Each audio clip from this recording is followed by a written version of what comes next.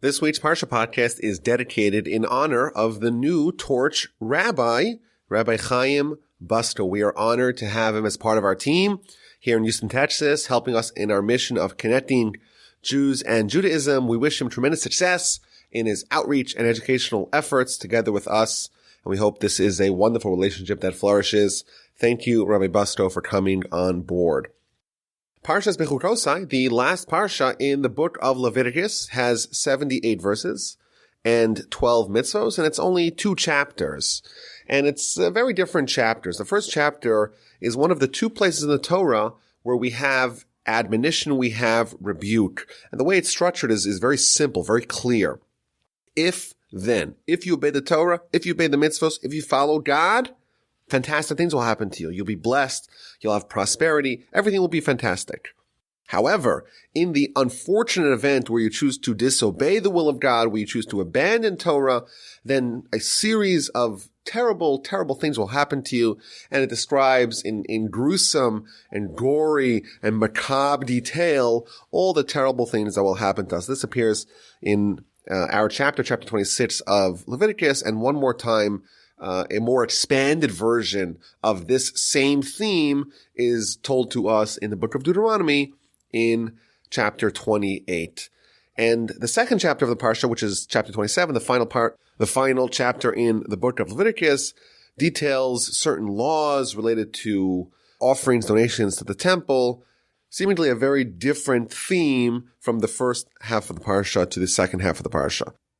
Now, before we begin to study the Parsha and the blessings of the curses, it is interesting to note that the curses, the consequences of disobeying God, are much more comprehensive than the blessings if we do obey the will of God. And perhaps we could say that, the objective of these blessings and curses are both the same. They're not there to intimidate us. They're not there to frighten us. They're there to inspire us. They're there to show us what we really have to choose when we choose one option or the other. And therefore, the question is, which one of those 2 is more motivational? And today, we know via science that people are more motivated to protect what they have, to not lose. The fear of loss, of what you could potentially lose, is much more motivating than what you could potentially gain. And therefore, the Torah structures it in a way that it gives us 10 verses of blessings followed by 45 curses that gets sequentially worse and worse as we continue to disobey the will of God. So the parsha begins, if you will follow my decrees and observe my commandments and perform them, then I will provide you rain in their time, and the land will give its produce, and the trees of the field will give its fruit. Your threshing will last until the vintage will last until the sowing. You will eat your bread to satiation, you will dwell securely in the land. If you obey the decrees, fantastic things will happen to you.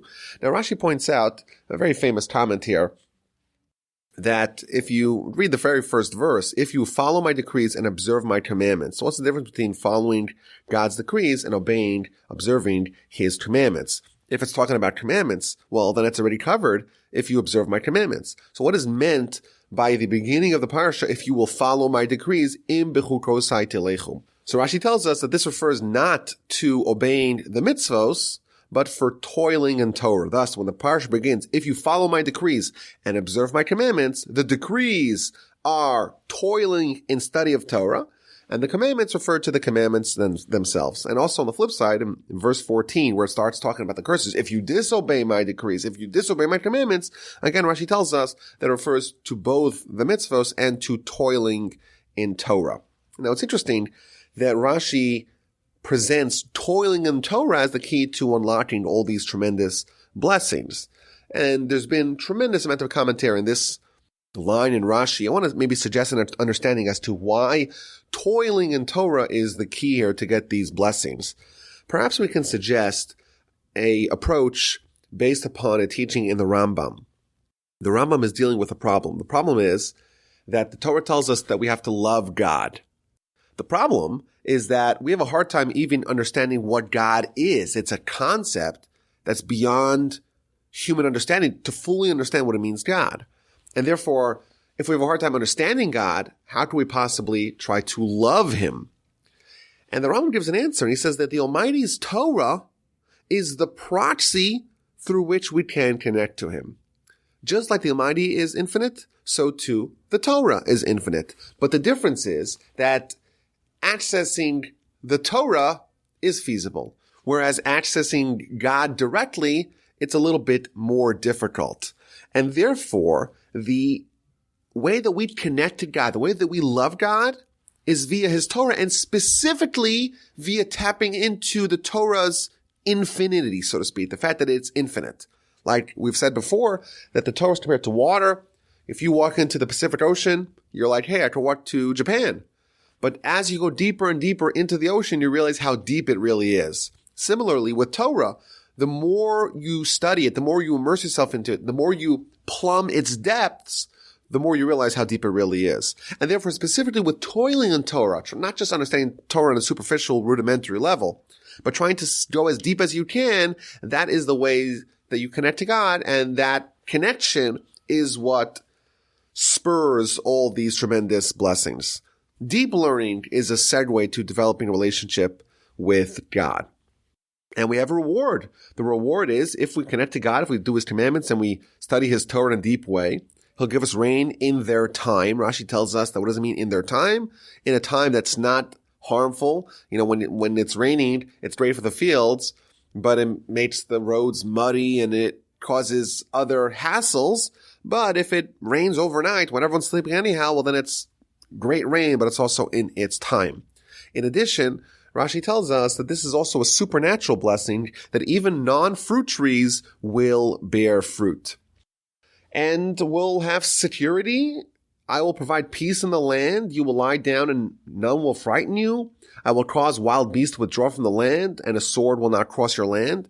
And Rashi tells us here a few things. First of all, that not only will we have bread to satiation, but even a small amount of bread will go a long way.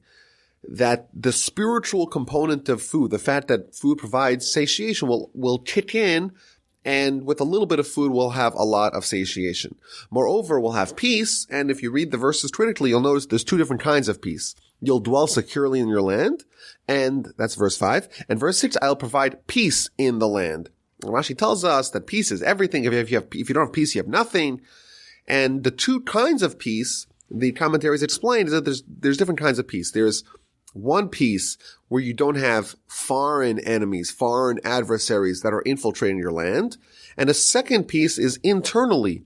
Within the land itself, there will be harmony, there will be unity, there will be love and kinship amongst your fellow compatriots. And then we read that when we do have enemies, we'll destroy them. You will pursue your enemies. They will fall before you by the sword. 5 of you will pursue 100, and 100 of you will pursue 10,000. If you have only 5 Jewish soldiers, you'll be able to swamp 100 enemies. If you have 100 Jewish soldiers, you'll pursue 10,000. Rashi tells us that the Torah has an exponential impact. 5 people studying Torah is able to overcome 100 enemies. 100 people studying Torah, it has a much bigger impact. I will turn my attention to you. I will make you fruitful and increase you, and I will establish my covenant with you. You'll stand erect. You'll stand proud. You'll have gravitas. You'll have stature. You'll have pride. Things will be wonderful. You will eat very old grain and remove the old to make way for the new. Your storehouses will be full. Your granaries will be full. Your fruits won't deteriorate. I will place my sanctuary amongst you. You'll have the presence of God amongst you. So you'll have really everything. You'll have a flourishing physical, economic existence. You'll have a flourishing spiritual existence. My spirit won't reject you, God promises. I will walk among you. I will be a God unto you, and you will be a people unto me. I am Hashem your God, until you come out of the land of Egypt. From being their slaves, I brought the staves of your yoke, and I led you erect. God promises he won't expel us. He won't expunge us. He won't get rid of us. The Ramban here in verse 11 gives us a very interesting Kabbalistic idea by saying that the Jewish people are consumed by holiness. We're consumed by God. We're like we're enveloped by God, and therefore we won't be expelled from that holiness. God's going to walk amongst us. Rashi says that this refers to us having strolls with God in paradise. We won't be shaking up. We won't be trembling before him. We'll still have reverence for him, but we won't be paranoid spiritually. We'll have a seriousness with our relationship with God. We'll be close to Him. He'll be close to us, and things will be wonderful. So this is the beginning of the Parsha, and if this is all you read, it sounds like an absolute delight of a reading. If we obey the will of God, we study His Torah, we toil in His Torah, all manners of blessings will befall us. Now, it is interesting that if you look at the blessings in general, it describes, rain in their time, and we'll be able to overcome our enemies. It describes a very good life, but it doesn't describe absolute abundant wealth. It doesn't describe, being over the top wealthy. Things will be good. You'll have rain in the time. You'll have prosperity. You'll have food. You'll have your needs covered, but it doesn't describe tremendous wealth, tremendous riches. And the Rambam explains that there's a difference between facilitatory and ultimate reward. What the Torah is describing here is not the ultimate reward for us obeying the mitzvos and toiling in Torah. Of course, the venue for that is in Olam Haba. We believe that after you die, you go to the world of souls. Eventually, you end up in the next world, and that's the world in which reward and punishment, ultimate reward and punishment, are meted out. In this world, we don't have reward for mitzvos. And to a certain extent, we don't have punishment for sins. And therefore, when it's describing here that things will be good for us here, we'll have rain, we'll have prosperity, we'll have security, we'll have hegemony, that is not reward for our mitzvos. Instead, says the Rambam, that is God saying, if you commit to do the will of God, I will facilitate that. I will enable that. I'll make sure that you don't have any hunger and any other existential threats. You'll be taken care of so you can focus on your spiritual agenda. Rabbi Chaim Bucsko, he gave an example. He says, if you're traveling on a highway, every year we drive to Canada from Houston. And of course, the biggest problem is finding kosher food along the way because the vast heartland of America is almost entirely bereft of kosher restaurants. That's a problem that we do have. A problem that we don't have is finding gas. You don't have to plan your route along, if you're driving one of those fancy electric cars, you have to plan your route where there's, charging stations from your point of origin to your destination. But if you're driving a regular car, you need gas. There's gas every 2 minutes along the highways. However, when you're traveling off-road, if you're going on, the boondocks, if you're traveling through the desert, on a dirt road, you're probably not going to have any gas stations. And the reason is, if you're traveling to Olam Haba, if you're going to your destination, the Almighty says, you know what, if you're going along the right path, I'm going to provide you with the necessary fuel for your journey. Whereas if you go off path, you're not heading towards your destination, you're not heading to Olam Haba, then you might be on your own. You won't even have fuel for that journey. So this is kind of fuel for the journey. Ultimate reward is in Olam Haba, but God says, okay, I'm going to give you enough to ensure that when you're along this path, when you're along the journey, you're not going to suffer. You'll have your needs met. An alternative answer, perhaps, is that like the Parsha begins, if you toil in Torah, then you'll have your needs met. So it's been suggested that this series of blessings and curses refers to specifically Torah scholars. Whereas in chapter 28 of Deuteronomy, where we have the second example of the admonition and rebuke, that's referring to the Jewish nation at large. And there it says, for example, in 28:12 of Deuteronomy, you will loan many nations and you won't need a loan. You'll have so much capital. You have so much money, you'll be able to lend everyone without needing to borrow on your own. So that's describing great wealth. And the difference is that over there it's talking to the nation in general. The nation in general has to have great wealth. But for the Torah scholars, as long as they have their needs met, then they could focus on what's really important, and that is the spiritual agenda.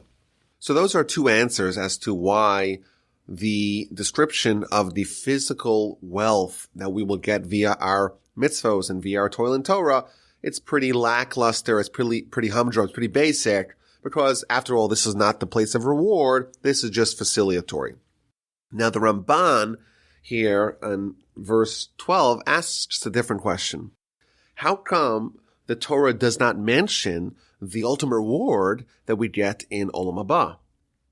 After all, isn't that the bargain? You do mitzvos, you study Torah, you toil in Torah, and the Almighty says, okay, I'll give you a reward in Olam Haba. And in fact, throughout the whole Torah, the concept of the afterlife, the concept of post-mortem reward and punishment is only hinted at overtly. It's never mentioned explicitly.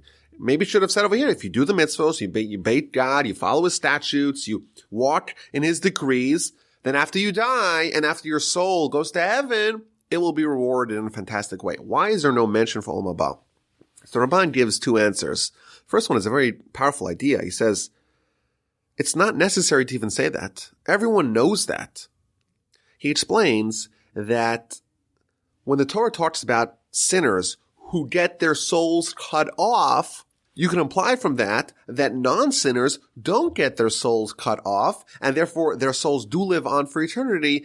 Ergo, it's so simple to know that we have eternal life in Olam Haba. After we die, the Torah doesn't even need to mention it. That's his first answer.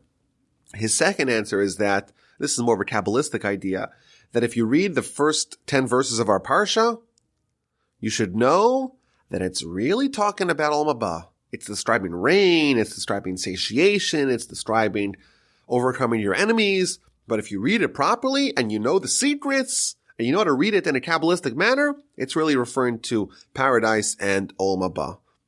So I guess we have to study the Kabbalistic interpretations to really understand what he's referring to. But the Ramban actually says in a second answer that really if you read the blessings, it is indeed referring to Olam Haba. Okay, so those are the blessings that the Parsha begins with. And then verse 14. But if you will not listen to me and will not perform all of these commandments, if you consider my decrees loathsome, and if you reject my ordinances, you don't perform my commandments, you annul my covenant, then I will do the same to you. And it starts to describe a series of terrible consequences that happened to Jewish people in the event that they disobeyed God, they repudiated his Torah, and they distanced themselves from him. I will assign upon you panic, swelling lesions, burning fever, which will cause your eyes to long and your souls to suffer. You will sow your seeds in vain, for your enemies will eat them. I will turn my attention to you. I'll focus on you. You'll be struck down before your enemies, and those who hate you will subjugate you, and you will flee with no one pursuing you. So this is just the very beginning here. I think before we get into the specifics, it's important to understand that these curses, this rebuke, this admonition, there's an objective to it. It's not just punishment. The objective is course correction. We go off the rails. We go off course. The Almighty says, okay, I'm going to nudge you back onto the correct path. The Talmud tells us, the book of Brachos, page 5a, if someone sees that they're suffering, then they should examine their deeds. If you're suffering in one area, examine your deeds. See if there's something that you're doing or something that you're not doing that is the cause for you to get the suffering. And what we can learn from that is that the Almighty employs suffering as a means to nudge us back to the correct path. I'm very fond of a parable of the guy who was working on the Empire State Building on the 80th floor, and he went out for a cigarette break onto the balcony, and it was late in the day, and the office was empty, and he got stuck on the balcony, and the door was locked, and his phone was inside. So he was stuck and had no way to be saved unless someone opened the door from the inside. So he realized that his only solution was to call out to the passerby on the street below and have them, to get their attention, and maybe they'll come and save him. So he starts hollering from 1,000 feet away to the passerby, but of course no one hears him. So he comes up with a different solution. He takes his wallet and starts throwing coins onto the people below, and he figures, well, when good things happen to them, they'll look up and figure out who's giving them the coins, and he'll be saved. But the people just scoop up the coins, and they start walking away. So he says, it's not enough to throw coins. I got to throw dollar bills. So you start throwing dollar bills and eventually throwing 5s and 10s and 50s and 100s. And everyone is just scooping up the money and walking away, never for a second looking up to see who is their benefactor. So with no choice, he walks over to the corner and takes the potted plant and grabs a fistful of pebbles and starts to rain them down on the people below. And when people started being pelted with pebbles, they say, "Hey, what's that about?" And they look up and they see him and he gets saved. That's the parable. And the idea being is that the Almighty put us on this world to have a connection with us. He wants to have a connection with us. And he showers us with love. And like the Talmud tells us, every time we breathe, it's a gift from God. And we just take it all for granted. We feel entitled. We don't look up and thank him. And the Almighty says, no, I gotta get their attention. It's very important. It's imperative that I get their attention. So every once in a while, he goes over to the potted plant and he starts throwing curveballs at us. And people tend to say, hey, why did God do that to me when bad things happen to them instead of when good things happen to them? And ergo, the connection will happen one way or the other. Either we choose voluntarily when things are good to thank God, or he has no choice, so to speak, but to make things a little bit bad for us. And then indeed, we will ask, why did he do it for us? And the connection between us and the Almighty will be restored. And there's another point here. Rashi tells us in verse 14, if you read the verse, it says, "But if you will not listen to me and will not perform all of these commandments," Rashi tells us that we have to perform all the commandments. And I think that the insight here is that the mitzvos, they're really a package deal. Of course, for some people who don't have a background in Jewish learning and Jewish observance, the notion of doing all the mitzvos at once is very difficult. But the theory behind it is that we believe the Torah is divine. The Torah comes from the Almighty. And the second you believe that one thing, the Torah is divine, and of course we have abundant evidence to that effect, the second you believe the Torah is divine, then how could you reject any part of it? It means once you believe that one insight, if the Torah is divine, well then everything in it is divine. The second you say, you know what, this mitzvah really resonates, I'm going to do this one. The other one, not so much. That, even though you're saying you're rejecting only one mitzvah, you may think so, the truth is you're rejecting the whole thing because that attitude is only possible if someone believes the Torah is not divine. If the Torah is not divine, well then you say which ones are modern, which ones resonate with our society, which ones are not too difficult for me, and those you'll obey. And therefore, it's better for someone to say, listen, the Torah is all divine, and I have to really do all the mitzvos, and right now, it's very difficult for me, I'm going to be a sinner. It's better to be a sinner than to be someone who rejects the entirety of Torah wholesale by saying this one is not real, this one's not legit, and therefore I'm not a sinner. Because by doing that, you're really a sinner in all arenas because you're rejecting the entirety of Torah.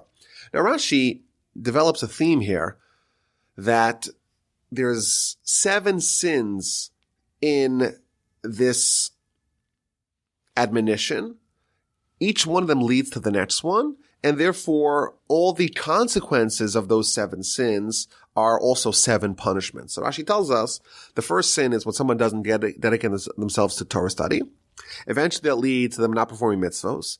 Eventually they become disgusted and revolted by people who are loyal to Torah. They hate the sages that teach the mitzvos.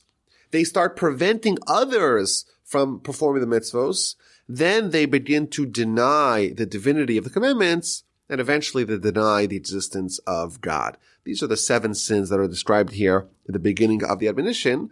And as a result of those 7 sins, there are 7 consequences. And again, not punishments, but ways of God getting our attention and hopefully encouraging us to rectify our ways. And I think it's important to acknowledge that if we have a certain grasp on Jewish history, we'll find a lot of these descriptions of the terrible events described in the Torah, we'll find them to be spine-chillingly accurate because these are events that have happened to our nation. There's a very long Ramban here who elaborates how the admonition, the rebuke over here, that refers to the events that coincided with the destruction of the first temple. And the one in Deuteronomy, the description of the terrible things that befell to the Jewish people in chapter 28 of Deuteronomy, that actually played out in the era of the destruction of the second temple. So here we have the first series of 7 punishments: swelling lesions, burning fever, frustrated longing. We're going to sow seeds that will produce crops for the enemies. Rashi brings 2 interpretations. Is that with respect to produce, or is that with respect to children? We're going to be struck down by the enemy. We're going to be subjugated by the enemy, and we're going to flee with no one in pursuit. And it's interesting that this is a worse curse to be running away from a non-existent threat. That's worse than running away from a pursuer. And the Gaon of Vilna, he used to say, quoting a verse in Ecclesiastes, that the Almighty defends someone who is fleeing from a pursuer. Even if the pursuer is righteous, the Almighty will defend the victim. And therefore, when it tells us over here that we're going to be fleeing, but there really isn't a pursuer, that's going to tell us that we're not going to have the protection of God.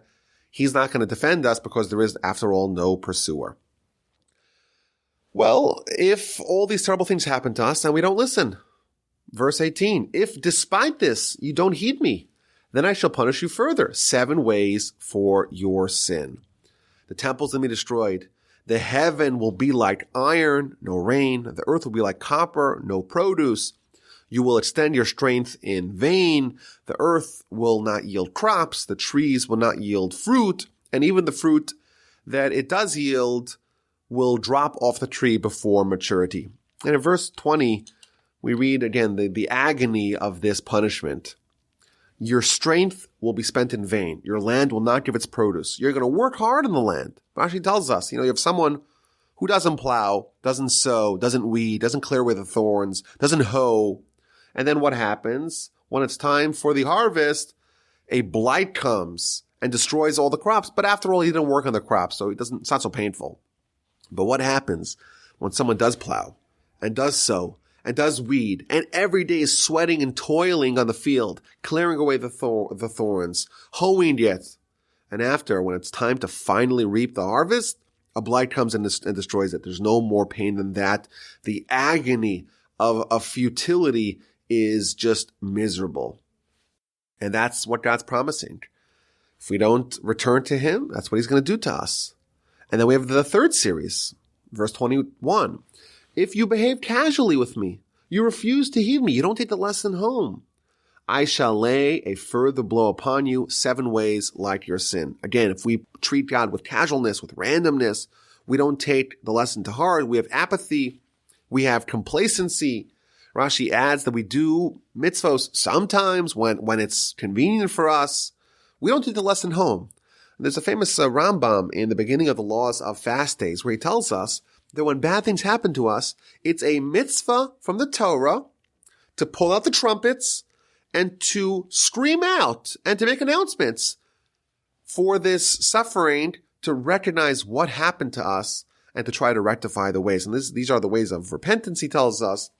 When bad things happen to us, to cry out, to weep, because we recognize that it is our actions, our bad actions, that cause that to happen to us.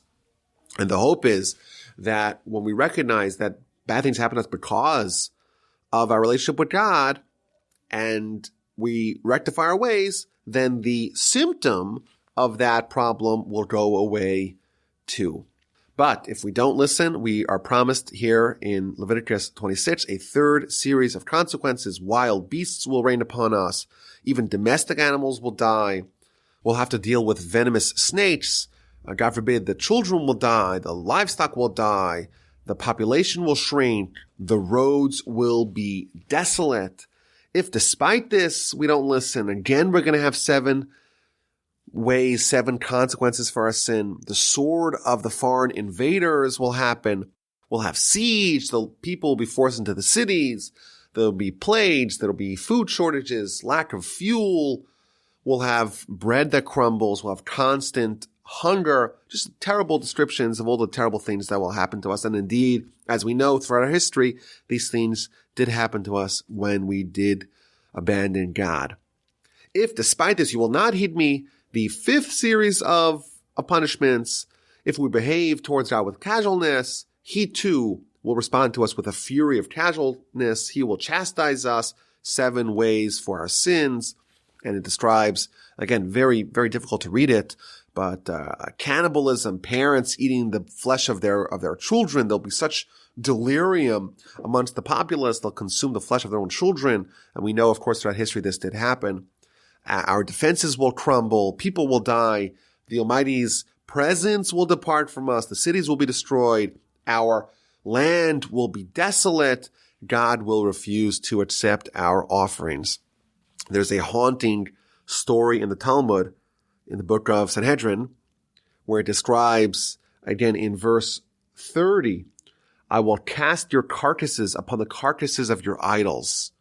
The Almighty is promising, if you have idolatry, if you disobey God, not only is your idol a carcass, it has no life, it has no vitality, but your carcass will fall upon the carcass of your idols. It tells a terrible story about Elijah.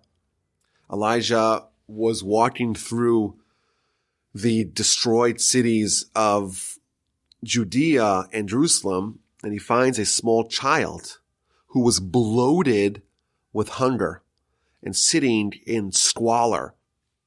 And he tried to get him to say Shema, to say the Shema, say the declaration of God.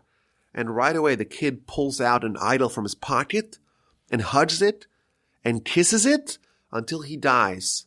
And the corpse of this child collapses on the idol, and that was a fulfillment, the ultimate fulfillment, the ultimate personification of God promising, I will cast your carcasses upon the carcasses of your idols. And indeed, when the Jewish people did immerse themselves in idolatry, these promises were indeed fulfilled. But there is a little bit of a consolation here. I will make the land desolate. Rashi tells us that this is a little bit of a comfort for us, because not only will we not be secure in the land, but the Gentiles won't flourish in it either. And I think it's a very powerful idea to read today. We know we have thousands of years of history to look back upon, and the one land, the one country, the one region that has had the most turnover more than any other place, the most disputed piece of real estate in the world, is, of course, the land of Israel. And this is the reason why, because it's really reserved for us, but when we disobey God, we're bounced out of the land, and the land becomes desolate, because even the people that move in, even the new inhabitants of the land, they themselves don't really find themselves so secure in the land. And then in verse 34, we circle back to the concept of Shemitah that we read about last week. Then, says the Torah, the land will be appeased for its sabbaticals during all the years of its desolation. Rashi makes an amazing calculation that there were 70 years that the Jewish people did not obey the laws of Shemitah, and therefore the exile, the Babylonian exile, when the Jewish people were kicked out of the land of Israel, it lasted for 70 years. The land was desolate. The land lay fallow to make up for the 70 years of Shemitah that the Jewish people disobeyed. And then it continues, again, very difficult to read, very painful, but very accurate when you look back at Jewish history.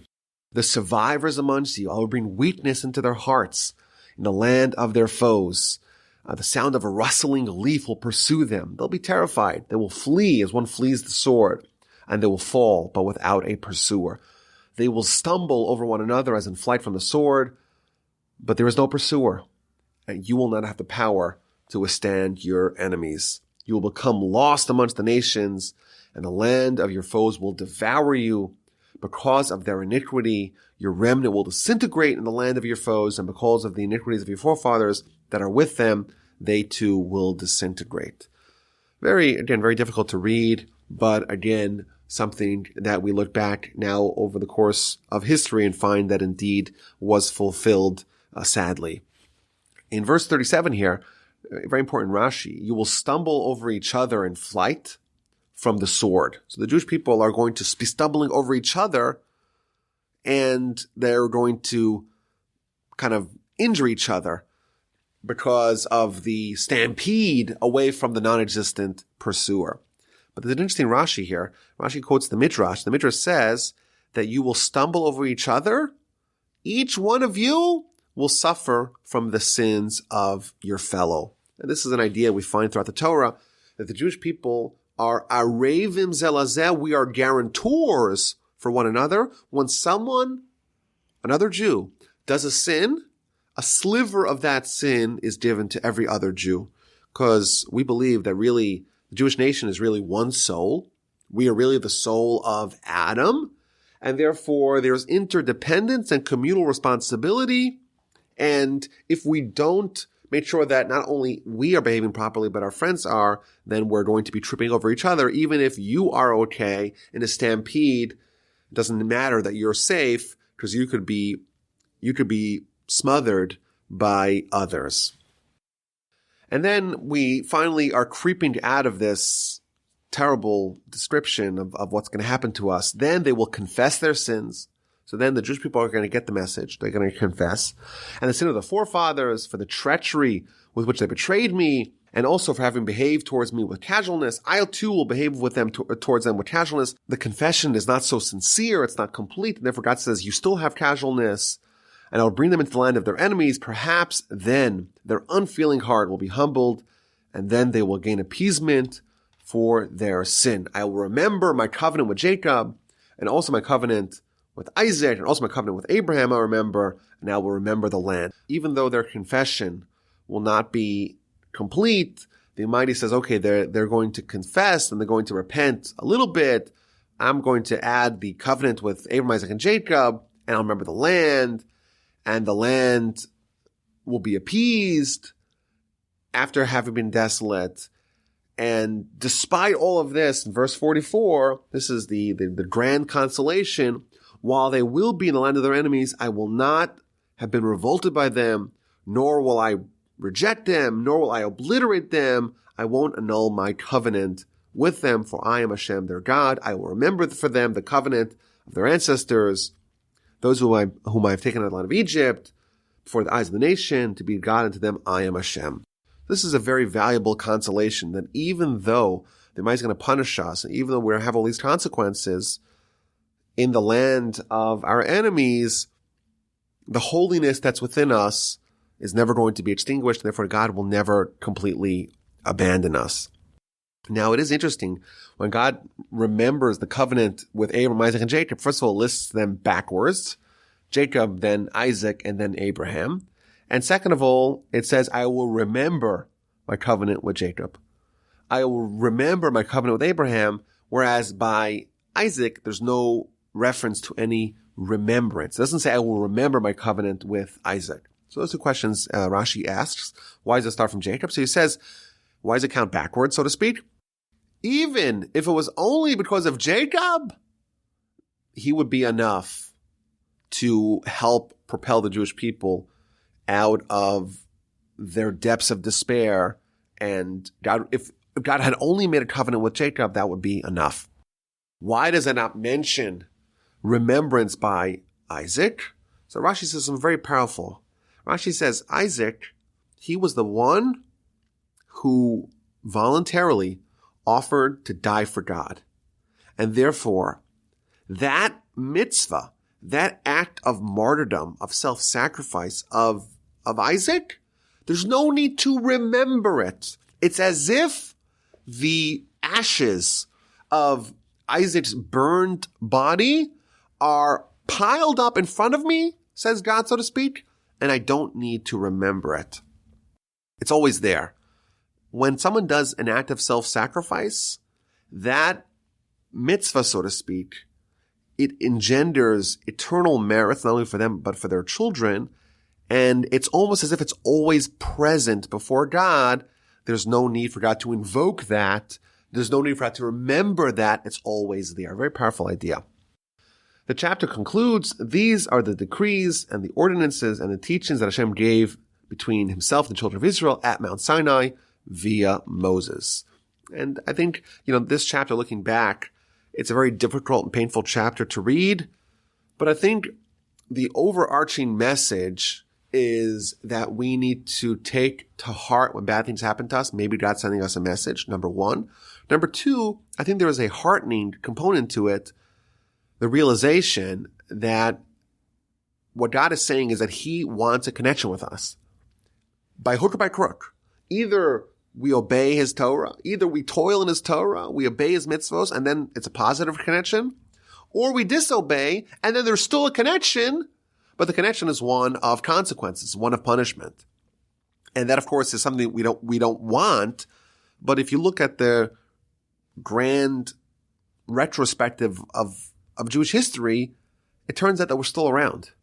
And if we didn't have that connection, by hook or by crook, in any scenario, then we probably would not have survived all the upheavals of our history. The great anomaly of world history is the fact that the Jewish people, despite all hell that we have endured, all the expulsions and all the inquisitions and all the blood libels and all the exiles, despite all of that, we're still around. And this really is the secret. This is the key to our survival, the fact that God insists that we survive, that God insists that we have a connection with him.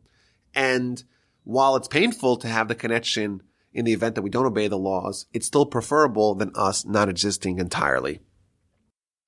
Chapter 27 deals with various gifts to the temple, various donations, various sanctifications. And it begins, if someone pledges, makes a vow to donate to the temple coffers the value of a person. So if I say, okay, the value of this person, I'm going to donate. So how valuable is that person? So the verse breaks it down to men and women, and in various stages of their life. Are they infants? Are they young people? Are they mature people? Are they old people? And each one of them has a different value. And if someone is too poor, then the priest will evaluate how much they could pay via his disposable income, and that's what you could pay. Very interesting law. When someone makes a pledge, a donation to the coffers of the temple, I want to give the value of this person, then we'll find out what category they fit in. Are they a man or a woman, male or female? Are they an infant? Are they a small child? Are they a young person? Are they a mature person? Are they an old person? Each one has a different valuation, how many silver coins that the person has to pay. Now, the juxtaposition of the admonition and pledging the value of people is a very unusual connection. It doesn't seem to be connected at all. The Baal HaTurim says something fascinating. He says if you count the amount of silver coins in each one of these groups, again, we said it's 5 different groups and male and female. So, for example, the valuation of a man between 20 and 60 is 50 silver coins. If it's a female, it's 30 silver coins. What if it's someone between the age of 5 and 20? Then a male is 20 coins and a female is 10 coins. If it's from the age of 1 month to 5 years, a male is 5 silver coins, a female is 3 silver coins. If it's above the age of 60, then a male is 15 coins and a female is 10 coins. So says the Baal HaTurim, if you count the amount of coins, all told, it's 143 silver coins. And then he tells us, if you count the amount of curses in the previous chapter, you have 45 curses. And in chapter 28 of Deuteronomy, the second time the Torah gives curses, it's 98 different curses. What's 98 plus 45? The total is 143. And therefore, you have 143 coins that parallels the 143 curses. And he explains is that the donations to the temple, i.e. charity to Torah causes, to causes for the Jewish people, those are the ways to rectify the underlying causes for the 143 curses. The Kli Yakar, one of the commentaries on the Torah, he explains a very deep point. He explains that when someone makes a pledge, sometimes someone's in a dire straits, they're in danger, and they say, you know what? If God saves me, I'm going to give a donation to charity, to Torah causes, to the temple, whatever it may be. And then things improve. There's a tendency for us to forget what we promised and maybe not pay those pledges. Things aren't so bad anymore. You kind of forget about how bad things were. And therefore, immediately after the terrible events of the last chapter are concluded, now things are okay. It reminds us, don't forget the donation that you pledged. Don't forget to give it to charity.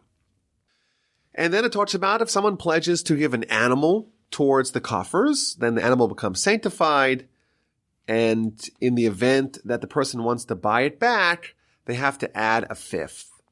So if he redeems, he must add a fifth to the valuation. So someone donates a cow to the temple, and they say, you know what, I really miss Betsy, I want to have her back. You have to pay the value of the cow plus a fifth.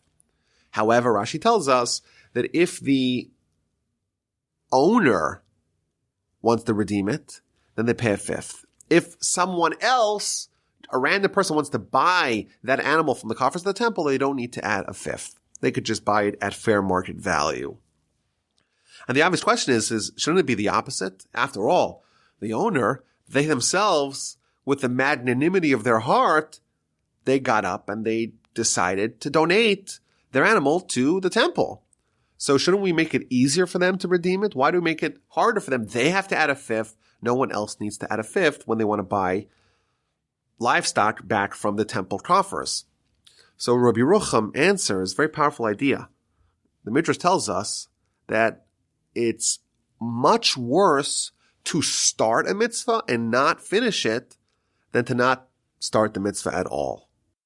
And the Midrash couches this in very scary terms. Someone who starts a mitzvah but doesn't finish it ends up burying his wife and children.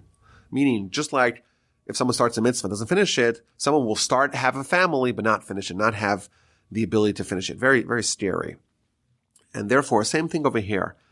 Someone gets inspired to give a donation to the temple, and then they start regretting it. They're in very dangerous territory. They began their ascent. They began to make themselves holier. They decided to accept upon themselves something, and now they're having second thoughts about it. And therefore, specifically that person, we asked, okay, you want to buy it back? You have to give a fifth. You have to make sure that your magnanimity does not go in vain. You have to add a fifth towards the coffers of the temple. And then we read about if someone pledges to give their home to Hashem, to the coffers of the temple, how they redeem it. If someone wants to give their field, and depends, was the field sanctified by someone else or by the original owner, the original ancestral owner, that determines whether or not it goes back to the original owner by the Yovel year. We read about the firstborn amongst the livestock. So if you have a firstborn, that goes to the coffers of the temple, whether you like it or not. What if someone pledges the value of a condemned man, someone who did a crime, a capital crime, and is going to be executed, and someone pledges the value of that person? That is nothing. There's no need to redeem that because that person is put to death. We read about the laws of Meiser Sheni. Meiser is the tithing. This is the second tithing. It's not a donation. Instead, someone needs to take those produce, the grain, the wine, the oil, and bring it to Jerusalem, eat it in Jerusalem. But they could redeem it. So when someone has a field, they have to give 10%. They have to tithe. 10% goes to the Levite. A second 10%, they themselves eat it, but they have to eat it in Jerusalem.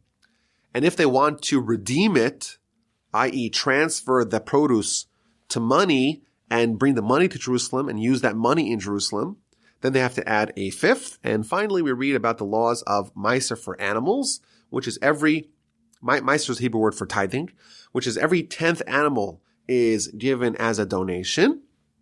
And the way it works, Rashi tells us that you have all the animals in a pen and you let them out one at a time and you count, and every 10th one, you take a red paintbrush and you strike it, and that one belongs to the temple coffers. And it doesn't matter if it's a big one or a small one or a robust one. You can't play around with it. Don't distinguish between the good and the bad. Don't substitute, not for good, not for bad. You have to just give every 10th one, whatever comes out, let it be random. And it's interesting, that this is the format how it has to be done. You have all the animals in the pen, and then you let them out one at a time, and you strike every 10th one. Why do you do it in that fashion? So I saw two excellent explanations. Some suggest that, the Torah wants to make it easier. You have livestock, you're working hard with them, and every 10th you have to give to charity. It's very difficult. So what do? You put all the animals in a huge pen. and you say, oh, look how many animals I have. Oh, if I have so many animals, it's no big deal to give every 10th one to God. And similarly, we have to think of strategies how to make mitzvos easier for us. And if that works, if looking at how much you have in aggregate, if it makes it easier for you to mobilize yourself to give charity, then do it like that. Perhaps a second understanding is that when someone puts all their animals into the pen, and then you let them out one at a time, and every 10th one of them you pledge to give to God. Of course, you have some animals that are big and strong and robust, very valuable. And then you have the weak, the frail, the feeble animals, and you put them all in the pen, and you don't know which one's going to come out every 10th. You can't calculate which one's going to come out every 10th. You have 100, 200, 500 animals, every 10th one you give to God. So when you do that, in effect, because you're committing to give whichever one comes out 10th, you're going to give them to God, and every 10th and 20th and 30th and 40th, then it's as if you committed already to pledge the healthy, robust ones. And therefore, even if a frail one comes out, you get the reward as if you gave a robust one, because that's what you would have done if a healthy, robust one came out. And finally, the Parsha concludes, and indeed the book of Leviticus concludes, these are the commandments that Hashem commanded Moses to the children of Israel on Mount Sinai. Chazak, chazak v'nis chazek. Let us be strong. Let us be strong. May we be strengthened. We are going to move on next week to the book of Numbers, to Sefer Bamidbar and Parshas Bamidbar. My name is Rabbi Yaakov Wolbe. My email address is rabbiwolbe@gmail.com. I encourage everyone to share this podcast, the Parsha Podcast, with their friends, and sample all the other podcasts that we offer here from Torch in Houston, Texas. The Jewish History Podcast, the Mitzvah Podcast, Eternal Ethics, Torah 101, This Jewish Life, and many more podcasts yet to come. I look forward to hearing from you, rabbiwolbe@gmail.com.